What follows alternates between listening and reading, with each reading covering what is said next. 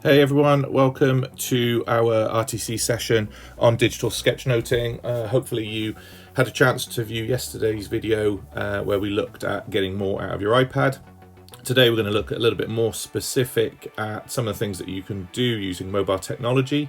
And again, this might help in the current climate to share out to other members of staff or possibly your students to get them thinking about different ways to develop their understanding of learning. So today's session around sketchnoting, and in particular digital sketchnoting, how you can utilize your technology in order to do a little bit more.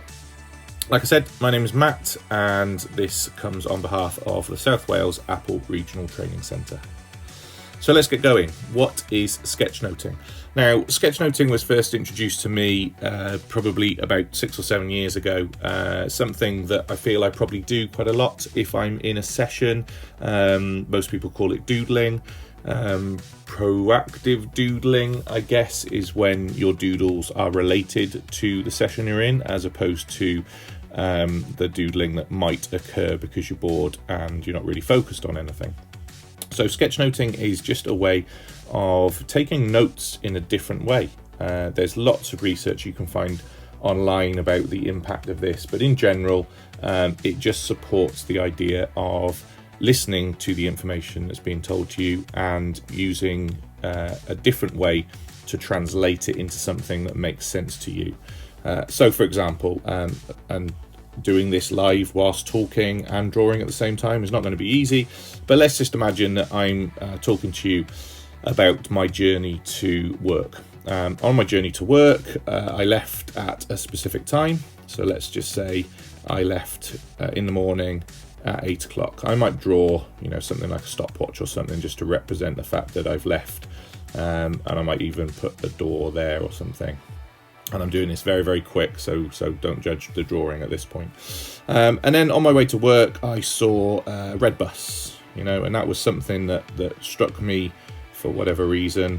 So I might just draw that bus, and I'm just kind of sketching together my ideas of how I took that journey, a couple of arrows maybe to talk about that. And I got into work, and actually, do you know what? The bus made me late, and I didn't actually get into work until 9 o'clock, and I was due there a little bit earlier.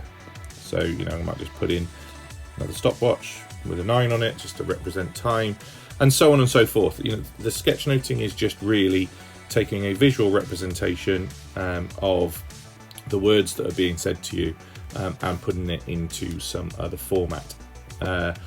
How I would use this also when it comes to text is if you're putting text into something, you can think about how you line up the text so that it becomes a little bit more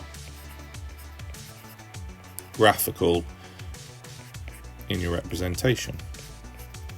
Maybe putting a box around it to signify that it's going into a certain place, etc.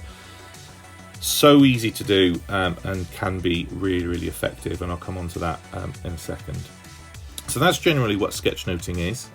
It isn't about art. It isn't about putting together fantastic pictures, although if you go on Twitter and search up sketchnoting, you'll see some absolutely fantastic examples of this. But it isn't about being good at art. It's about just turning those words into something which is potentially easier for you to remember. Think mind mapping. People have been doing that for a long, long time, but instead of it just being words in bubbles, also utilizing other ways that you can make those links. Is when I've done some research into this and started to look at why I would do this and why would I share this with other people. I think this kind of sums things up for me really, really nicely. When a person captures their understanding through sketchnoting, they're combining both the text and graphical representation to represent what they have learned. And when we translate this into how your students might use this in the classroom, lots of students might struggle with the spelling of things, they might struggle with the format, their handwriting style, etc., etc. And then we judge them on their ability to tell us what they've learnt in writing. But actually, if they were just able to show us what they learnt in a way that worked well for them, the writing might come after that. It might be something that we can work on to develop that as an individual skill. But if we just want to understand and get them to represent what they've learnt, then sketchnoting is a really, really good way of doing this. So let's just have a look then. I did a brief demo before. Let's just have a look at how we might go about doing this. And there are lots and lots of different apps that you can use to utilize this, and lots of different stylus pens. I'm currently using my Apple Pencil on my device because it's very responsive, but you can do this. You could even do this with just your finger if that's the tool that you've got to hand. So I'm going to go into my device. I'm going to open up my Keynote. Actually, I'm going to go back into Keynote and just show how I might use this in Keynote. So let's just add in a new slide. I'm just going to go to a blank slide, and I'm going to tap on the screen. I've got my drawing tools along the bottom. You'll get this in Notes.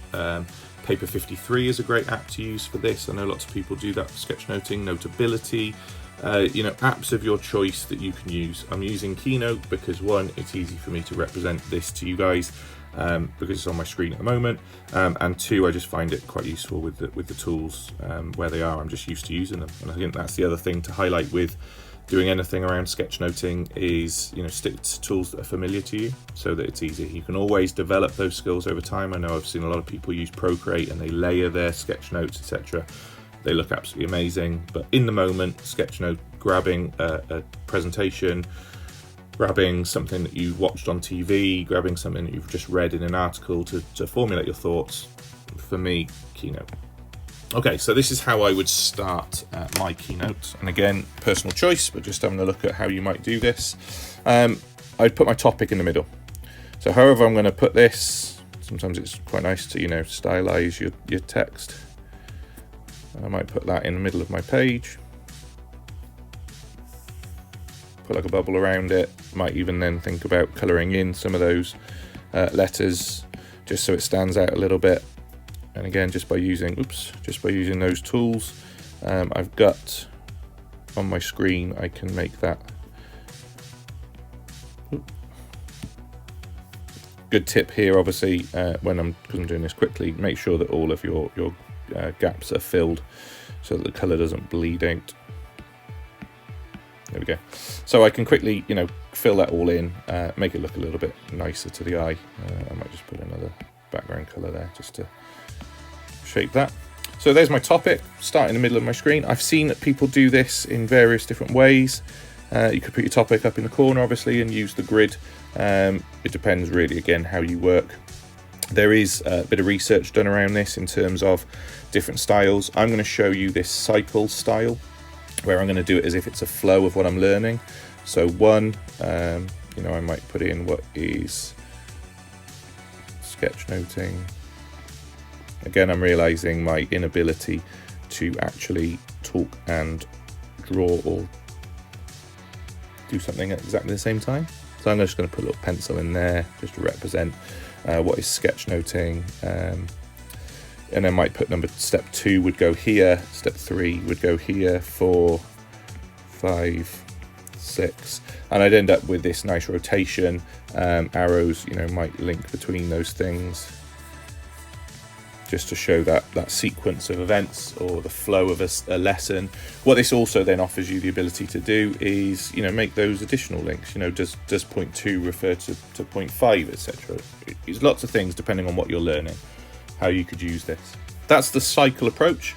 If I was to do the same thing then in what they call a skyscraper, or I suppose it looks like a comic book approach, if I just go back to start. So I'm going to move my topic, I'm going to place it up to here. Just going to make that a little bit smaller. Place that up in the corner. Another approach might be that I grid my paper. This is why it's called a skyscraper or comic book, because now all of a sudden I've got those spaces to draw in. And then again, I could just, start to draw in each one of those sections just to show what it is that I'm learning about in the session. I'm talking about how this helps memory recall. I'm going to put a picture of a brain in there just to give me that little better understanding of what it was that was being said at that time, etc., etc. You can start to build up your sketch note as a grid, and then obviously you can go back in afterwards and make any changes that you want to make to that as you go along. So that's it really. That's kind of the overview of what sketchnoting is. please do go online. If you have a look on, type in hashtag sketchnoting. I think there's one as well called Sketchnote Army. There are lots and lots of places that you can find really good examples of how people have done sketchnoting. Please don't be put off by the level of quality. Again, some people are really artistic with this. They've got that that passion for art, and they've practiced little things.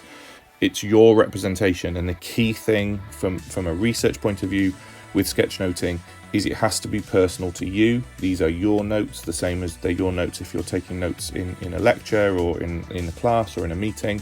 They're personal to you. It's great if other people can identify what you're talking about, but really this is a visual representation of what you've learnt and how you would then be able to look back at those notes and remember what it was that you've actually done. Please, if you have any questions going forward, just chuck them onto Twitter, if you want to know any more about sketchnoting. But hopefully this is just that get you started guide. So just to kind of recap some of those tips, develop your own style. I put a book together. I'll put this onto the end of this tag here about how do you draw people, different styles of drawing, bullet lists, how to do arrows, how to do objects, etc. Come up with your own style. Practice just shapes. Sometimes it's just quickly needing to draw a person, circle, rectangles. Use those shapes wisely in your session, depending if you're doing these live or if you've got a bit more time, that can really help as well. And like I said, really important thing, it only actually needs to make sense to you. It's your personal note taking. It's just a different way for you to look back. My idea around this time and obviously current climate and what's happening at the moment is this could be something which would help students at home. It also obviously can develop their art skills if it's something that gives them a practice of doing something else. But really does support them in understanding how they can develop their knowledge. As always, head over to the Apple Teacher Learning Centre. There are some sections on there that give you advice around everyone can create with drawing. There is specific sections in those drawing guides about sketchnoting and just tips and tricks that you can do. And again, once you've gone through some of those quizzes, you get your badges, and that's a great way for you to document your learning and share that with other people. And lastly, just to say, like yesterday, learning is better in person. Please do follow us for any future face-to-face sessions as we start to put them on. It'll be great to see some of the things that you've achieved. If you do a sketch note based on this session, so sketchnote about sketchnoting, please do share them on Twitter. It'd be lovely to see what sorts of things people create as a result. And as always, please do get in touch if we can help further. Thank you very much.